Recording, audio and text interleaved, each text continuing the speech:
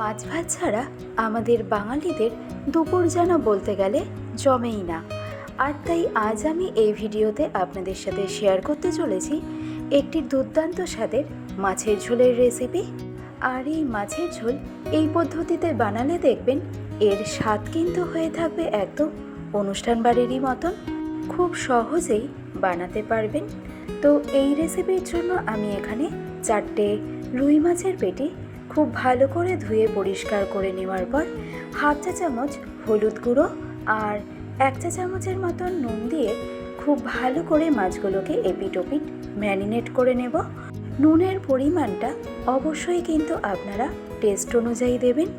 তো মাছের এপিট ওপিট দুটো পিঠ খুব ভালো করে ম্যারিনেট করে নেওয়ার পর মাছগুলোকে রেস্টিংয়ে রাখবো 10 মিনিট। আর সম্পূর্ণ 10 মিনিট পরেই রান্নাটা শুরু করব। আর তার জন্য গ্যাসটাকে অন করে একটা কড়াইতে আমি দিয়ে দিলাম 3 টেবিল চামচের মতন সর্ষের তেল। ফ্লেমটাকে একদম মিডিয়াম টু হাইতে রেখে সর্ষের তেলটা খুব ভালো করে গরম করে নেব।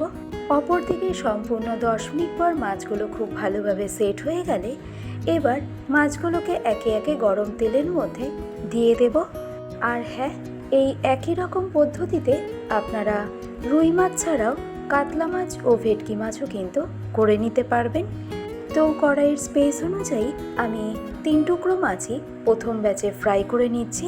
মিডিয়াম টু হাই ফ্লেমে প্রায় 3 থেকে 4 মিনিট সময় ধরে মাছের এক পিঠ হালকা লাল করে ফ্রাই করে নেওয়ার পর এবার খুবই হালকা হাতে মাছগুলোকে উল্টে দিয়ে মাছের অপর পিঠটাকেও আমি মিডিয়াম টু হাই ফ্লেমে 3 থেকে 4 মিনিটের জন্য ফ্রাই করে নেব। অর্থাৎ এই রেসিপির জন্য মাছের দুটো পিঠে কিন্তু আমাদের একদম সমান লাল করে ফ্রাই করে নিতে হবে। তো আপনারা একটু লক্ষ্য করলেই দেখতে পাবেন মাছের দুটো পিঠে কিন্তু আমি খুব সুন্দরভাবে লাল করে ফ্রাই করে নিয়েছি। এবারেই মাছগুলোকে আমি তুলে একটা পাত্রের মধ্যে রেখে দেব। মোটামুটি এই রেসিপির জন্য মাছগুলোকে 60%-এর মতন ফ্রাই করে নিলেই হবে। আর এই একই রকমভাবে সেকেন্ড ব্যাচে আমি অন্য মাছটাও ফ্রাই করে নিয়েছি। মাছ ভেজে নেওয়ার পর এবার এই তেলেই আমি ফোড়নে অ্যাড করে নিলাম 3টে ছোট দারচিনি স্টিক আর 5টার মতন এলাচ একটু ফাটিয়ে নিয়ে দিয়ে দিয়েছি। আর অ্যাড করেছি একটা মিডিয়াম সাইজের তেজপাতা। 10 থেকে 15 সেকেন্ড লো টু মিডিয়াম ফ্লেমে মশলাগুলো হালকা ফ্রাই করে নেওয়ার পর মশলার থেকে সুন্দর গন্ধ বেরোতে আরম্ভ করলে আমি অ্যাড করে নিলাম পেঁয়াজ ও আদা রসুনের পেস্ট। আর এই পেস্ট তৈরিতে 100 গ্রাম পেঁয়াজ, 4 থেকে 5 কোয়ার মতন রসুন আর হাফ ইঞ্চির মতন আদা ব্যবহার করা হয়েছে। এবার গ্যাসের ফ্লেমটাকে একদম মিডিয়াম টু হাইতে রেখে পেঁয়াজ আদা রসুনের পেস্টটাকে খুব ভালো করে কষিয়ে নেব, যাতে পেস্টের মধ্যে কোনো রকম কাঁচা গন্ধ না থেকে যায়। তো মোটামুটি 4-5 মিনিট সময় ধরে পেঁয়াজ আদা রসুনের পেস্টটাকে কষিয়ে নেওয়ার পর এই পর্যায়ে দেখুন পেঁয়াজের পেস্টের মধ্যে কিন্তু একটা হালকা ব্রাউন কালার চলে এসেছে। আর তাই আমি এই পর্যায়ে অ্যাড করে নিলাম টমেটোর পেস্ট। 100 গ্রাম ওয়েটের একটা টমেটো পেস্ট হিসাবে ব্যবহার করা হয়েছে। এবার একই রকমভাবে মিডিয়াম টু হাই ফ্লেমে টমেটোর পেস্টটাকে খুব ভালো করে কষিয়ে নেব, যতক্ষণ না এই পেস্টের মধ্যে থেকে তেলটা ছাড়তে আরম্ভ করছে। মোটামুটি 2 থেকে 3 মিনিটের মতন টমেটোর পেস্টটাকে কষিয়ে নেওয়ার পর পেস্টের মধ্যে থেকে তেলটা ছাড়তে আরম্ভ করলে আমি অ্যাড করে নেব পোস্ত ও কাজু বাদাম বাটা। 1 টেবিল চামচ পোস্ত ও 3টে গোটা কাজু বাদাম একসাথে পেস্ট বানিয়ে নিয়েছিলাম। তো পেস্টটাকে খুব ভালো করে মিশিয়ে নেওয়ার পর অ্যাড করলাম হাফ চা চামচ জিরে গুঁড়ো, হাফ চা চামচ ধনে গুঁড়ো, ঝালের জন্য অ্যাড করলাম 1 চা চামচ লাল লঙ্কার গুঁড়ো, রঙের জন্য অ্যাড করলাম 1 চা চামচ Kashmiri red chilli powder, half চা চামচ হলুদ গুঁড়ো, একই সাথে দিয়ে দিলাম স্বাদ অনুসারে নুন।